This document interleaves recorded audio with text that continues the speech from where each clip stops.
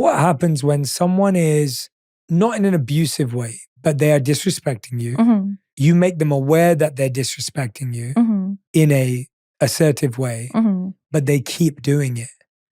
What do? When you can't change others, you have to change yourself. And the only thing you can do is withdraw and remove access. Unfortunately, that's the only way to teach people how to treat you correctly, is you remove the perks of being with you. And and some people are scared to do that because they worry, then I'll lose them. But you'll lose a person who's going to continuously get more disrespectful. We're so scared of being alone. Yeah. And we're so scared of not being with someone Mm-hmm. that I think we continue to accept that disrespect. I know, but sometimes it's more lonely staying with the wrong person. And this is why I think having a good social network is as important as having a good, healthy relationship.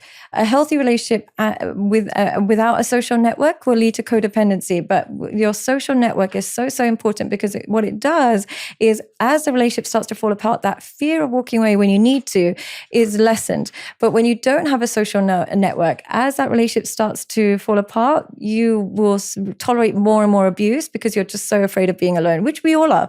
We all are, but having a good social network acts as a buffer for that. Yeah, I mean, when I'm listening to you talk about the type of man that women want, Mm-hmm. and the fact that if he's too much of a pushover, too sensitive, too much of a walkover, Yeah. they lose respect.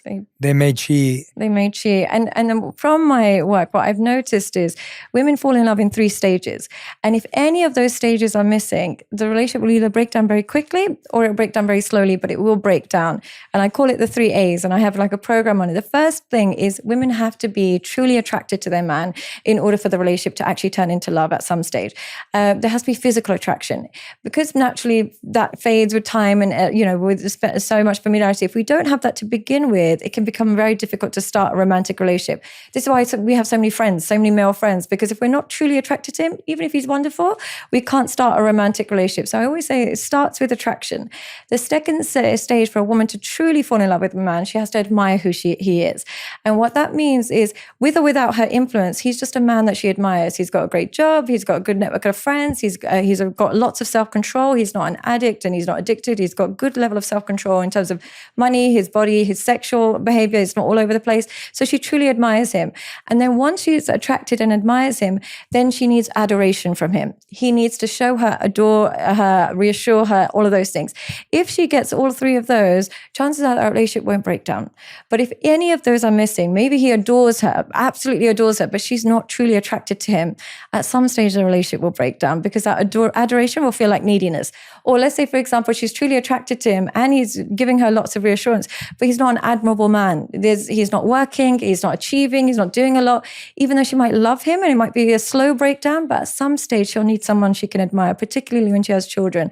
So without those 3 ingredients, I don't think women realize this, but if any of those are missing, they will at some stage lose interest. That's a great 3-step formula. And I think so much of the time we get so hooked on the attraction part. Yes, yeah. That we overvalue it compared to the other 2. So if he's not 6'4" and he's not got, a particular colored hair or eyes, whatever it is, right? Yeah. Like the physical appearance becomes so much more overvalued than the other 2. Yeah. Or the admiration piece becomes so overvalued. So if he's not making enough money, he's not. How do you kind of look at them as, are they equal? Are they overvalued? They're actually equal. They're actually equal. If you have lots of physical attraction, you admire him lots, but he's not showing you any admiration, that will literally turn into a toxic relationship. You'll be begging for hugs and kisses and he won't give it to you. You'll be begging for him to give you compliments. He won't give it to you, but you'll be stuck because you're like, I know he's a good man.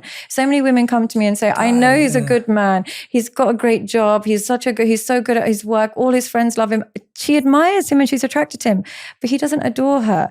She suffers a lot. He will start rejecting her sexually. He doesn't remind her she's beautiful. She feels so invisible around him, but she's stuck because she's like, on paper, he's a great man.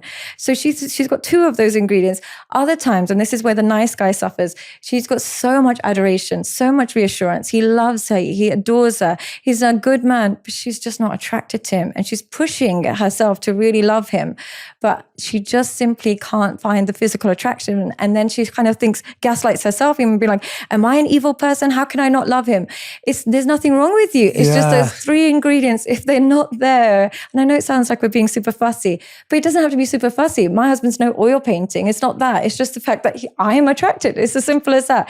And it doesn't mean he's cured cancer. I just admire the person he is. That's all it is. He doesn't have to be extreme. It's just that I've got attraction and admiration and the adoration. You just need your level of that. Missing those ingredients is either a quick end because it will be toxic, he's just not giving you the love you need, or it'll be a slow one because you're not truly attracted. But either way, it will break down. What is the 3M method? This is a program that I'm launching actually very soon. And here what I do is I teach men just 3 factors on how to have really healthy relationships. First one is mastering yourself. You can never have a healthy relationship without a healthy relationship with yourself. Without self-esteem and self-confidence, there is no point dating. Then you have to master women. Now, women speak a completely different language and men believe them. What they say they want and what they unconsciously reward are completely different. And the final thing is mastering relationships, where you understand communication, conflict resolution. How do relationships work? If you come out of a relationship and you had good memories, good years, and beautiful kids, it's not a failure. It's relationships you're coming out of it with lowered self-esteem, broken homes, depression, anxiety. Those are the failures. And that's where I come in with relationship skills. I think the key part of that is, though, what you just said in regards to your own husband, is it's about how you feel. That's all. And I think the challenge, going back to what we were talking about earlier, is so many of our expectations of our partner are based on, like, do my friends like them? Yeah. Do they have a good, online presence? Are they like successful at their job compared to, and it's like, you can only look at it through your angle, your own because lens. you could compare forever, and no matter how successful your partner is, they'd always be second to someone else out there in the world. Especially in this day and age, they're always like, not everybody's going to have a husband that is great at writing poems and singing songs about them, but he still adores you in his way. And that works for you. You don't, and sometimes some girls will be like, oh my God, you go 50-50 with your husband? I could never. But if that works in your marriage and you're both doing the best you can, that's perfect. Like, it's totally fine. You don't have to compare yourself to the standards that have been hijacked by TikTok memes. Just as long as it works for you, no problem. But if you miss those ingredients, unfortunately, at some stage, you'll realize that the relationship is not quite working. And doesn't mean you become extra fussy. It just means you pay attention to this and you figure out which of those is missing and try and work on that. Maybe the adoration is missing. Try and work on that. Maybe the attraction is missing. There's nothing wrong with telling your partner, babe, I would love it if we start working out together. There's nothing wrong with doing that. But if we miss those things and then we ignore the resolution, unfortunately, our relationships will suffer. I think that's my favorite checklist I've ever heard. It's simple, but it works. No, but it's simple, but it's really powerful because it's not just a random checklist. It's things you could actually observe in how you feel. And you're right, it's all 3. It's just all 3. Because often the admiration piece just overclouds the other stuff. And I always say to someone, you're not marrying someone's resume. Yeah. You're not dating someone's bank balance. And I, because I live in Dubai, I see this a lot. They'll meet a CEO, he's an entrepreneur, and he pays all the bills, and he's fantastic. He really is fantastic at that. But either she's not attracted to him or he's too busy to give her any adoration. At some stage, you'll crave it. If we could just do one and just live a relationship on one, I would tell women to just focus on one. Some men are better at doing one. They're just physically attracted and they're kind of happy with that. But it's an empty lie. But I think for women, we really crave all 3 of them. Outside of that, honestly, it doesn't matter. If he buys you flowers every day, if he writes you poems, if he makes TikToks with you or not, they really don't matter. Just have those 3, you'll be fine, God willing. So those are the 3 A's for women. Yeah. What about for men? It's the 3 L's, I call it, for men. The first one is they do need some lust. I know it sounds really shallow, but if they're not sexually attracted to you, no matter how wonderful you are, no matter what the relationship is like, especially in this day and age where they're saturated with porn, they will shift their attention elsewhere. So there has to be some level of lust. And what I mean by lust is they're attracted to you, but there's sexual connection between there's synergy in that area. The second thing, and I think men don't realize this, is that we actually need some labor invested in their partner. And what I mean by that is emotional and financial labor invested in their partner. Some men will think, oh, she's successful. She doesn't need any financial investment, or she doesn't need any emotional. She's strong. They just need it. The moment they invest in a woman, they're more likely to see that relationship go through. If he's not taking her anywhere, not doing anything for her, if the relationship ends, he's not bothered. But if he's invested in her, he's taken her on places, he's bought a few things, he's invested emotionally and financially to her, he's more likely to want to see that relationship work out. And the final thing is the loyalty. If they don't become loyal and there's no loyalty in that relationship and they've got their options open, they're not truly in love. They need those three things in order for them to truly be in love. They need to firstly have some lust, put some labor into that relationship, and then they need to be loyal. If they say that I'm in love with you, but I'm not loyal, truly they're missing something. They need to feel loyal. They need it reciprocated. If you're not loyal to them and they still love you, that's actually, they're stuck in the lust stage. They need reciprocated loyalty in order for it to be truly a healthy relationship. And then they're fine after that. They're fine. We don't care about them. They'll be fine. Yeah. It makes a lot of sense. I'm thinking about I feel like you've totally reframed what people should be looking for. Can I ask you though, because I might be wrong, for a man's perspective, is that correct or not really? Is there something that you would say that you need a little bit more or less of? Let me think on that. It's a great question. Because what I'm trying to say is that because sometimes I meet men and they meet a wonderful woman.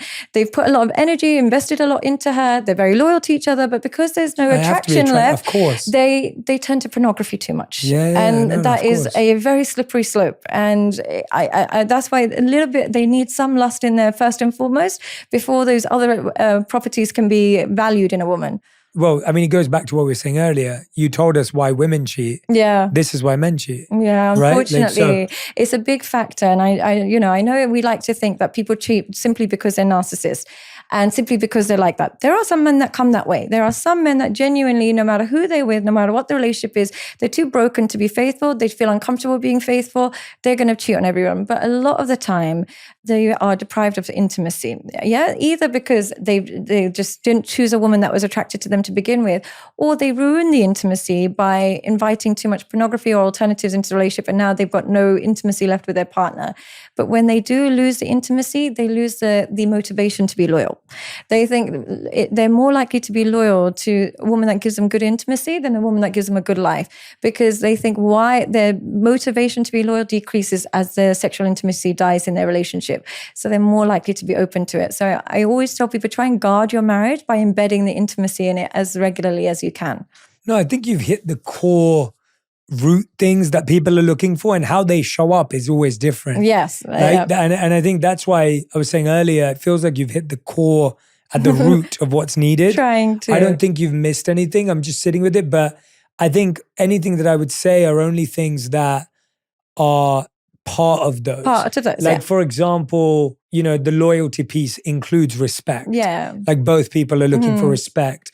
I think that the loyalty piece includes, like, they believe in your goals and you believe in theirs. Like, there's root causes. And I think sometimes as women, we can remove the labor part, hoping that he will think that we're so low maintenance, he won't put any investment in us, we'll be so easy. We become the hookup girl.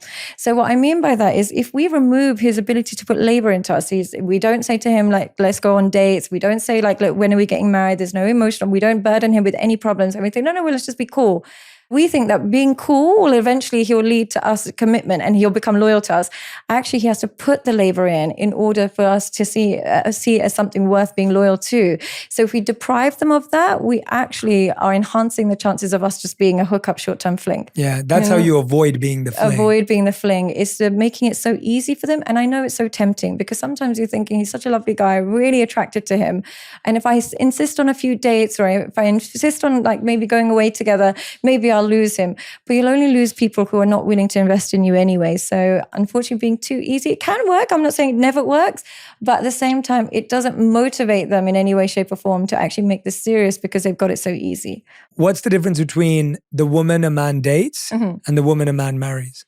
What is the 3M method? This is a program that I'm launching actually very soon. And here what I do is I teach men just 3 factors on how to have really healthy relationships. First one is mastering yourself. You can never have a healthy relationship without a healthy relationship with yourself. Without self-esteem and self-confidence, there is no point dating. Then you have to master women. Now, women speak a completely different language, and men believe them. What they say they want and what they unconsciously reward are completely different. And the final thing is mastering relationships, where you understand communication, conflict resolution. How do relationships work? If you come out of a relationship and you had good memories, good years, and beautiful kids, it's not a failure. If relationships, you're coming out of it with lowered self-esteem, broken homes, depression, anxiety, those are the failures. And that's where I come in with relationship skills.